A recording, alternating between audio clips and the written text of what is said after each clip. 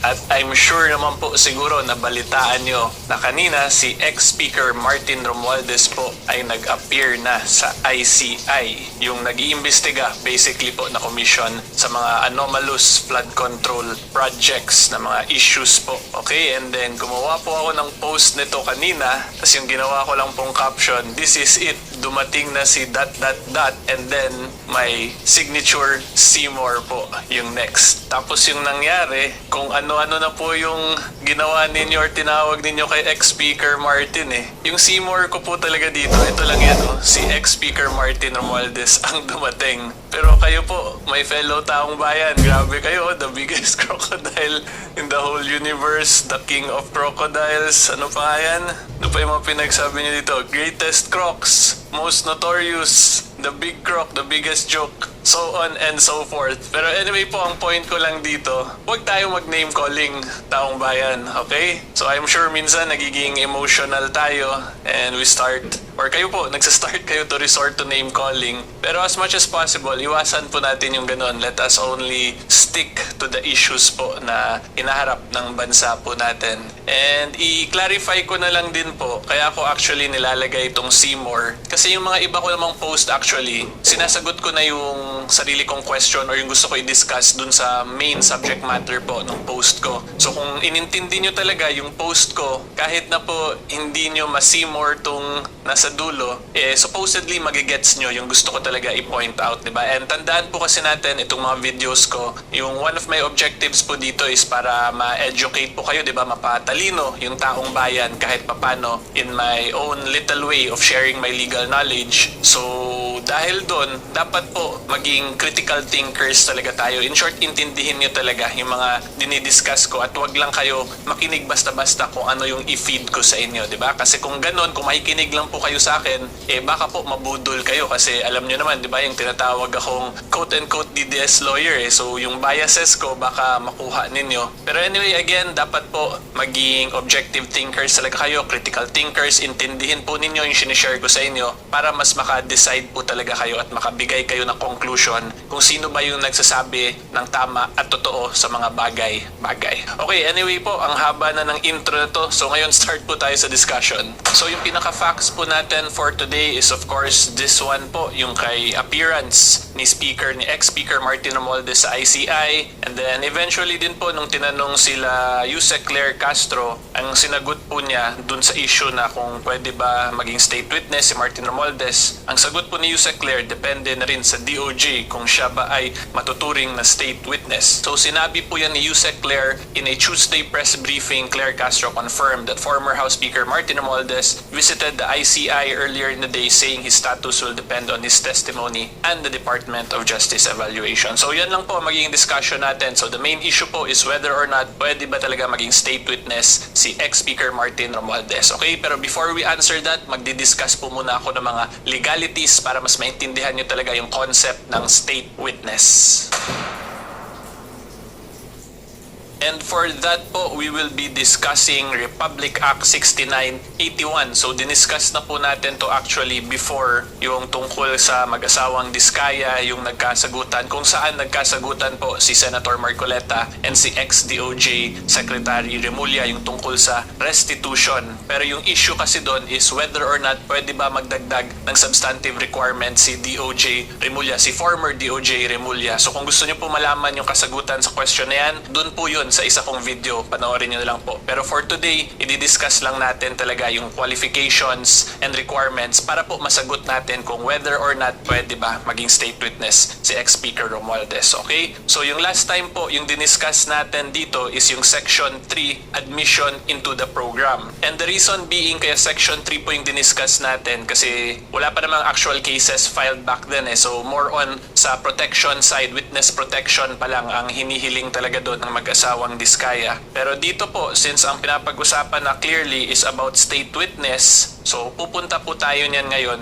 hindi na sa Section 3, kundi sa Section 10 of RA 6981. Okay, so Section 10, state witness. So basahin ko po muna to, ang nakalagay, any person who has participated in the commission of a crime and desires to be a witness of the state can apply, and if qualified as determined in this act and by the department, shall be admitted into the program whenever the following circumstances are present. So letter A, the offense in which his testimony will be used is a grave felony as defined under the revised penal code or its equivalent under special laws. Letter B, there is absolute necessity for his testimony. Letter C, there is no other direct evidence available for the proper prosecution of the offense committed. Letter D, his testimony can be substantially corroborated on its material points. Letter E, he does not appear to be most guilty. And letter F, he has not at any time been convicted of any crime involving moral turpitude.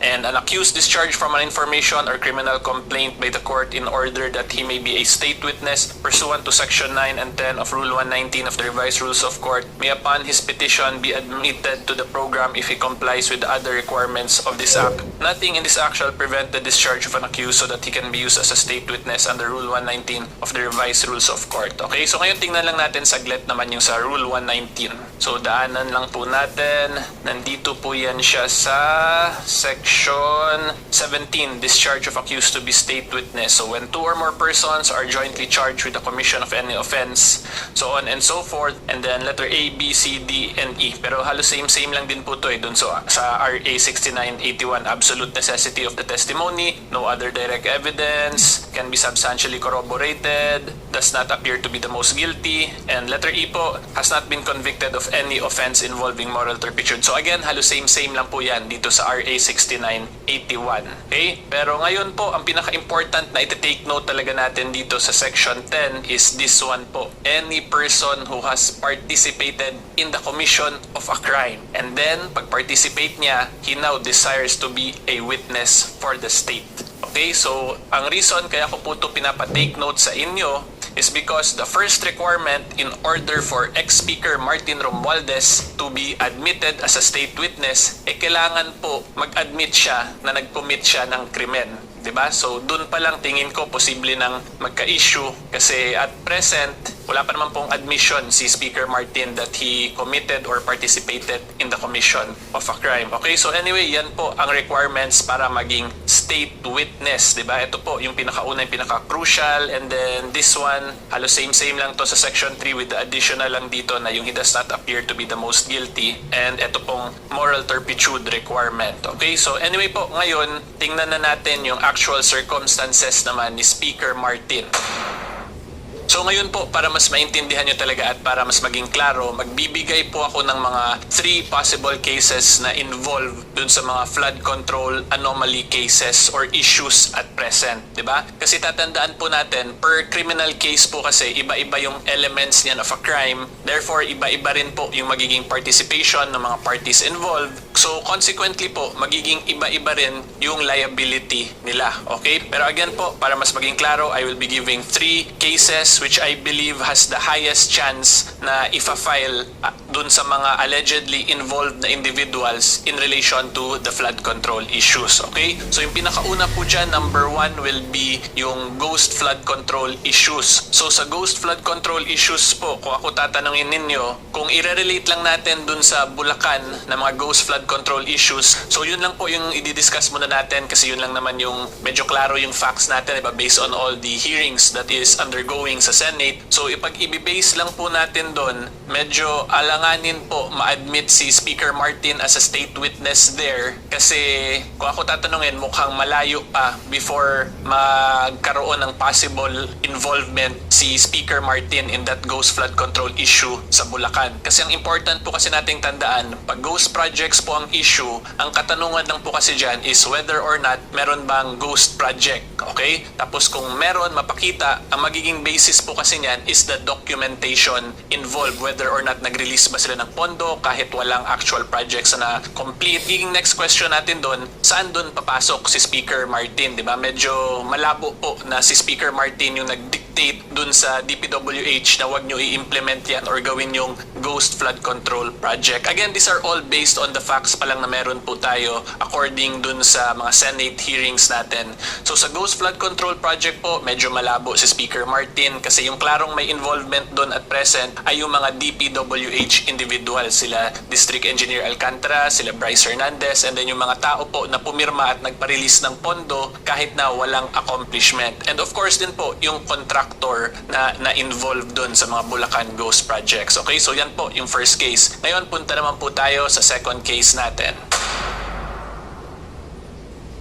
So yung magiging second at third case po natin, somewhat related po to silang dalawa. Pero i-discuss ko muna yung mas simple case, which is the crime of bribery or corruption of public officers. Okay? So dito po sa crime of bribery or corruption of public officers, posible pong maging state witness si Speaker Martin Romualdez doon kasi dito meron na siyang alleged involvement, di ba? And this will be based on the testimony of ni Sergeant Orly Gutesa kasi as per Sergeant Orly, sila daw mismo yung nagde-deliver ng basura dun sa mga bahay ni former APRO Chair Zaldico and ni former Speaker Martin Romualdez. So in this case po, the crime of bribery or corruption of public officers, pwede po magka-liability dito si Speaker Martin kasi hindi po pwede tumanggap ng mga funds ang isang politiko para makakuha or gumawa sila ng something beneficial dun sa mga tao na nagbibigay na yon because that will constitute as yun nga po, bribery or corruption of public officers. So in this case po, possible si Speaker Martin maging state witness kasi number one po, he has an alleged involvement in the crime as per Sergeant Orly, and yung testimony niya dito, feel ko pwede naman ma-corroborate kasi meron ding nag-testify na which is si Sergeant Orly, and sa tingin ko meron pa naman pong mga lalabas yan if talagang nagkaroon na sila ng tulakan kung sino talaga ang most guilty sa kanila. Okay, so ang next question na lang dito is whether or not si Speaker Martin ba, si ex-Speaker Martin, ang most guilty in this situation. Okay, assuming lang po to na magtuloy-tuloy talaga to in two cases filed. I am not saying na involved po talaga si Speaker Martin. Again, klaruhin ko lang kasi this is a very sensitive topic. Baka sabihin ninyo na sinasabi kong guilty to si Speaker Martin. Wala pa akong sinasabing ganun. However, I just have to discuss this because this has become a matter of public information. So para mas klaro lang at hindi malid or maligaw ang taong bayan dun sa mga statements ng kung sino-sino about state witnesses, I feel that it is incumbent upon myself as a, of course, as a licensed lawyer to share lang may konting legal expertise or wisdom regarding this. Okay, so anyway po, going back to the topic, ang next question lang talaga dyan is whether or not si Speaker Martin ba yung magiging most guilty kung magtuloy-tuloy talaga to sa cases. So kung si Speaker Martin na yung nandun sa pinakataas tapos siya yung nag-receive ng biggest funds ng bulk, dun po ngayon medyo mahirap siya mag-qualify as the. So kung gusto ni Speaker Martin dito, again, kung magtuloy-tuloy lang to into cases, dapat meron pang mas nag-dictate sa kanya or nag-instruct sa kanya na tanggapin niyang mga basura na yan para hindi siya yung maging most guilty sa situation na itong dinidiscuss po natin. Okay? So ngayon pupunta po tayo sa third case natin, which is the favorite po or the most common or the most hyped up na type of case, basta graft and corruption na po ang pinapag-usapan. Okay, so when you say plunder po, this is the accumulation of ill-gotten wealth na lampas 50 million. So kung tumanggap ka or nakumuha ka or naka-receive ka or basta nakakuha ka po ng pera amounting to 50 million plus via illegal means and you abuse your position as a public servant, that will now constitute as plunder. Okay? So dito po sa plunder, posible rin si Speaker Martin, again kung magtuloy-tuloy talaga to into cases, posible rin po si Speaker Martin maging state witness doon provided masagot din yung issue na similar dun sa second case natin, which is whether or not meron pa bang nagdidikta or nag-instruct kay Speaker Martin dun sa pag-illegally acquire niya ng wealth. Okay? So kung meron pong ibang tao pa na nagdidikta sa kanya or nag-i-instruct, edi dun pwede po siya mag-qualify kasi it will now appear that he is not the most guilty out of this conspiracy, nitong corruption, conspiracy na crime po na nangyari. Okay? And i-clarify ko lang din po, hindi ko na masyado diniscuss tong other requirements. Kasi as far as I know, si Speaker Martin, he has not been convicted of any crime involving moral turpitude. Itong does not appear to be most guilty, we already discussed this. And yung substantially corroborate on its material points, I think madali na lang ito makorroborate once magkantahan na po yan silang lahat. Kasi lalabas yan si Speaker Martin and then si Congressman Zaldico kasi sila yung mga pinapangalanan basically ngayon, di ba? So pag magtuloy-tuloy talaga to in cases, pwede dyan mag-testify si Congressman Ko and then si Speaker Martin, tapos sila po, they will corroborate each other. So madali na lang po yan siya itong letter D. And sa letter C po, madali lang din po mag-qualify dito sila Speaker Martin considering they are the higher ups. They are very ranked highly po sa bansa natin, di ba? So there is only a very limited number of individuals na nakakarinig or nakakita ng mga bagay-bagay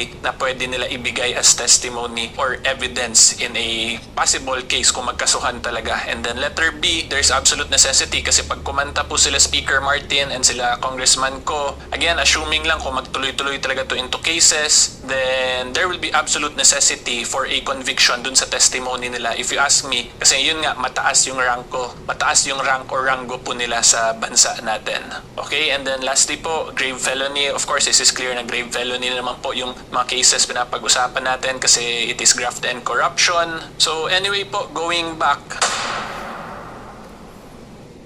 unang-una po klaruhin ko lang, hindi ko sinasabing guilty sila Speaker Martin, sila Congressman Ko, but based on everything that has been put out there in the public in relation to all the allegations, ina-explain ko lang po yung mga possible legal scenarios, consequences, or implications sa mga ganong bagay. Okay? So ngayon magbigay lang po ako ng brief summary. Number 1 po dun sa flood control or sa ghost flood control issue sa Bulacan, more or less po sila Engineer Bryce talaga yung involved dun sa pag-implement ng ghost na yun kasi wala pa tayong nakikitang any implications or allegations against Speaker Martin na siya yung nag-instruct na mag-implement sila ng ghost flood control projects. Okay? And then number 2 po, dun sa bribery or corruption of public officers, posible pong may involvement dun si Speaker Martin kasi siya po yung pinangalanan mismo ni Sergeant Orly. And then dun po sa number 3 case, dun sa Plunder, same lang po yan na explanation dun sa number 2. Basta pag lumampas na po sa 50 million plus na threshold, that will now constitute as plunder and not simply bribery or corruption of public officers. So again, in summary, sa 2 and 3, corruption of public officers, bribery, or plunder, posible pong maging state witness si Speaker Martin doon, provided na meron pa siyang maturo na ibang tao. Yun po talaga yung key doon. Pero pag siya na yung pinakadulo pala, mukhang malabo yun kasi it will now appear that he is the most guilty. Okay, so hanggang dyan lang po yung discussion natin. Hopefully, klaro po yun. As a final question lang po to you, my fellow taong bayan, please let me know lang po your thoughts kung tingin ba nyo si Speaker Martin na talaga yung most guilty or kung meron pa bang iba na most guilty pa talaga. Okay, so anyway po, if you like more legal educational videos, legal explainers to current events, subscribe lang po kayo sa YouTube ko. And until next time po, see you all. Bye-bye!